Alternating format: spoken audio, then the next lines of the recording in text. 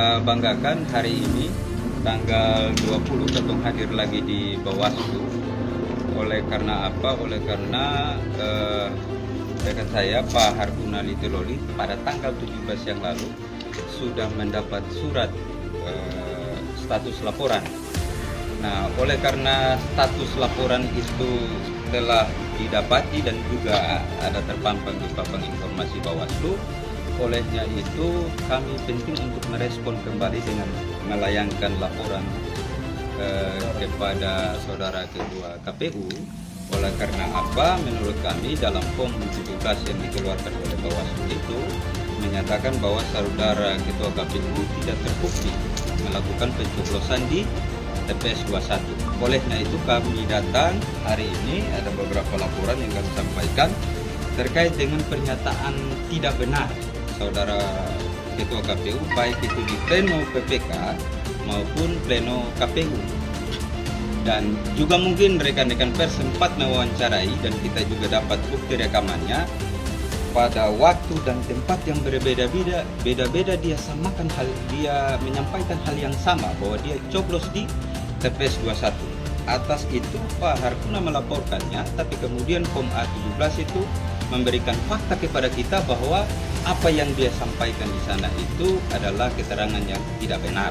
Olehnya itu kami datang melapor, kami sakakan dia dengan Undang-Undang Nomor 10 Pasal 178C yang 178E yang kemudian itu ada sanksi pidananya kurang lebih 48 bulan kalau tidak salah, dan kalau dia masih aktif sebagai penyelenggara menambah sepertiga lagi.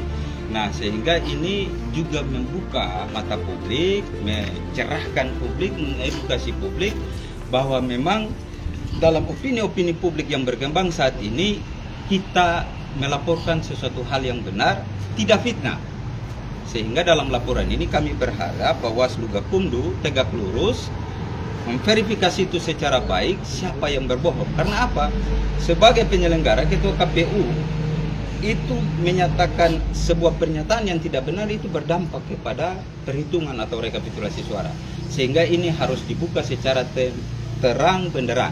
Kita kira dari beta demikian, nanti ditambah. Baik, jadi rekan-rekan wartawan, sebagaimana tadi sudah dijelaskan Pak Abeng, yang kemudian dalam hari ini beliau sebagai pelapor, ya.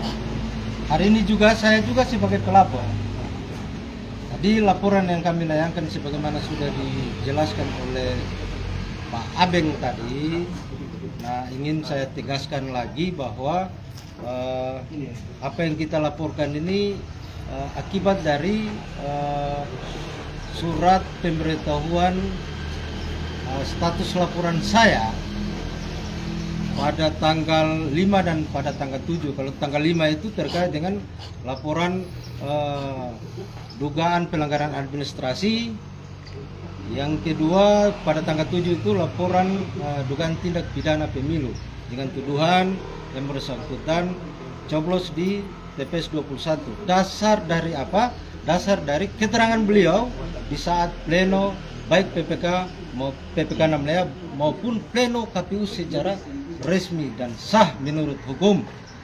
Karena pada waktu itu ada perselisihan surat suara lebih antara daftar pemilih tambahan, daftar DPT, DPTB dan daftar pemilih khusus. Ada perbedaan selisih suara, ada kelebihan surat suara yang tercoblos. Jadi dari kelebihan satu surat suara itu, maka fakta mengungkapkan lewat komunikasi dan lakukan berbagai informasi dalam pleno PPK, dia mengakui dia yang coblos. Dia mengakui, bukan hanya mengakui, tapi sembari menceritakan kronologis pencoblosan dia di TPS 21. Dia, kalau ada yang bilang mungkin salah coblos, awas, ini 4 kali pernyataan dia. 1 di PPK, 2 di KPU, 3 di media online, dan 4 ada rekaman. Artinya 4 kali. Kalau orang mengalami gangguan keingatan itu juga luar biasa, insomnia ya. Kalaupun demikian, kita berharap dokter ahli psikologis di RSJ ya, Nania ya, berharap periksa ketua KPU atas dugaan gangguan psikologis. Kalau misalkan pada hari itu dibantah kan. Nah, faktanya lewat pemeriksaan dan klarifikasi laporan saya, saksi-saksi dipanggil, kesimpulan Bawaslu bahwa dia tidak terbukti melakukan tindak pidana pemilihan dan tindak pelanggaran administrasi berdasarkan bahwa tidak ada bukti dia mencoblos.